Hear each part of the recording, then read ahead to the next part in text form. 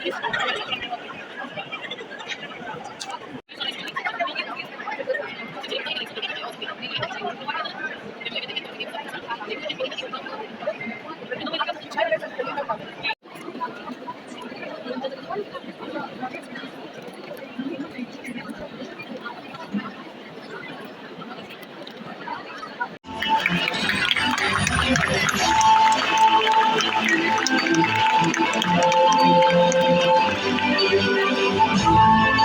professors and deans of the teacher education institutions and school administrators of Region 7.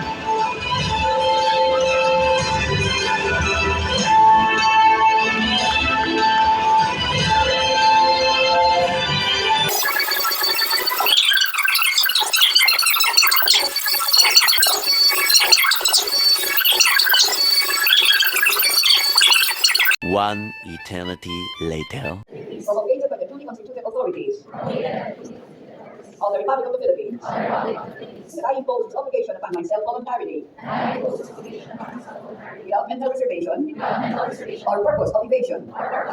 I further solemnly swear that at all times and places I will adhere closely to the ethical standards and professional roles of teachers in the Philippines and in the world, and that I will faithfully discharge the best of my ability the duties and obligations incumbent upon a legally authorized professional teacher.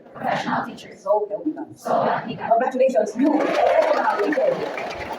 Well, after the apply for professional ID. Second, the first time proceed to do is after name. After letters, after name. Okay, and so on. Which makes us different from other professions. Other professions can do, but the teaching profession can also do, but can understand. We don't only know, but understand how. Ay, professional siya, nandiyan ang accountancy, nandiyan ang engineering, kaya naman sila nagpunta siya ng mga. Primary responsibility. Nurturing the minds, developing the minds, drawing out from that student for all his potentials. Kaya pag naka-outstanding ang estudyante, the credit goes also to the teacher. And that is professionalism, and I think you have it now, showing it respect for each other. And now, with that, here you go.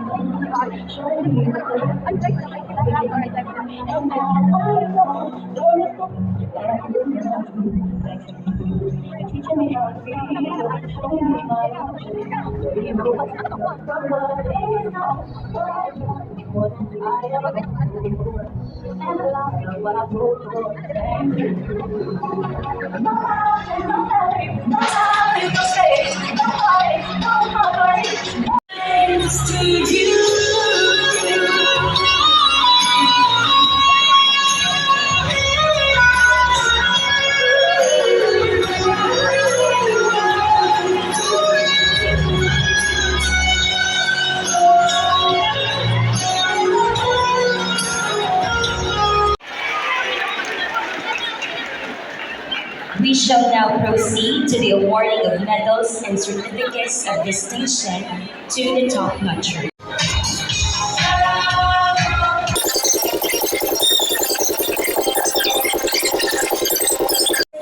Jetlyn de Lima Diagonia, your Lady of Ceremony, saying, Pilipinong magtutudlo, mabuhay ka!